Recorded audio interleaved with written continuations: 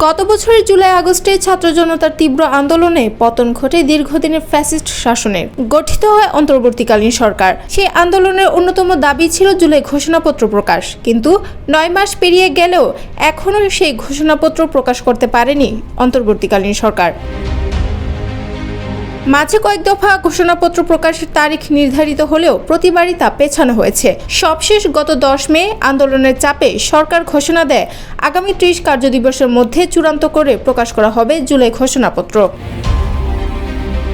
তবে ঘোষণাপত্র প্রকাশ না হওয়ার পেছনে এবার চাঞ্চল্যকর তথ্য সামনে এনেছেন সুপ্রিম কোর্টের আইনজীবী ও সংবিধান বিশেষজ্ঞ ডক্টর তুহিন মালিক। বৃহস্পতিবার রাতে নিজের ফেসবুক পোস্টে তিনি অভিযোগ করেন, জুলাই ঘোষণাপত্র হচ্ছে ফ্যাসিবাদী রাষ্ট্রীয় কাঠামো ভেঙে নতুন কাঠামোর রূপরেখা। সেজন্যই রাজনৈতিক দল, সিভিল মিলিটারি আমলাতন্ত্র এবং সুবিধাভোগী সিভিল সোসাইটি। যমুনা ইলেকট্রনিক্স ঈদে ডাবল খুশি অফার সিজন 3, যে কোনো পণ্য কিনলেই পাচ্ছেন নিশ্চিত ঈদ উপহার। কেউই এর প্রকাশ চায় না।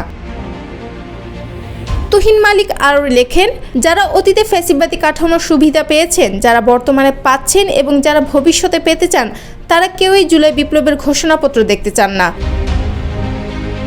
তিনি প্রশ্ন তোলেন, 5 আগস্ট সরকার গঠনের পর কেন ঘোষণাপত্র প্রকাশ হয়নি? 31 ডিসেম্বর শহীদ মিনারের কর্মসূচি থেকে কেন তা জারি করা হলো না?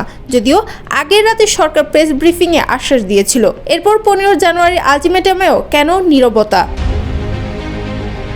ঘোষণাপত্রের খসড়া নিয়েও তিনি স্পষ্ট মন্তব্য করেন, এতে 1972 সালে সংবিধান সংশোধন বা প্রয়োজনের বাতিলের অভিপ্রায় রয়েছে। এটাই সবচেয়ে বড় কারণ যে কেন তা আটকে আছে। সবশেষে তিনি উল্লেখ করেন, 10 মে সরকার যখন গণদাবির মুখে বাধ্য হয়ে সময়সীমা বেঁধে দেয়, এরপর থেকে চারদিকে অশান্তি ছড়িয়ে পড়েছে।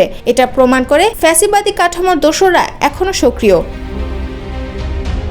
এদিকে জুলাই ঘোষণাপত্র নিয়ে মুখ খুলেছেন জাতীয় নাগরিক পার্টির শীর্ষ নেতা হাসনাত আব্দুল্লাহ। শুক্রবার সামাজিক যোগাযোগ মাধ্যম ফেসবুকে জুলাই আন্দোলনের সময়কার একটি ভিডিও শেয়ার দিয়ে সরকারকে জুলাই ঘোষণাপত্রের দিনক্ষণ মনে করিয়ে দিয়েছেন তিনি। ফেসবুকে পোস্টে তিনি লিখেন, জুলাই ঘোষণাপত্র দেওয়ার আর বাকি 26 কর্মদিবস। জানা যায়, গত 31 ডিসেম্বর ছাত্ররা শহীদ মিনারে জুলাই বিপ্লবের ঘোষণাপত্র প্রকাশ করতে চাইলেও 30 ডিসেম্বর রাতে জরুরি প্রেস ব্রিফিংয়ে সরকারের পক্ষ থেকে তাদের জুলাই ঘোষণাপত্রের আশ্বাস দেওয়া হয়। তবে শেষ পর্যন্ত ঘোষণাপত্র জারি করা হয়নি।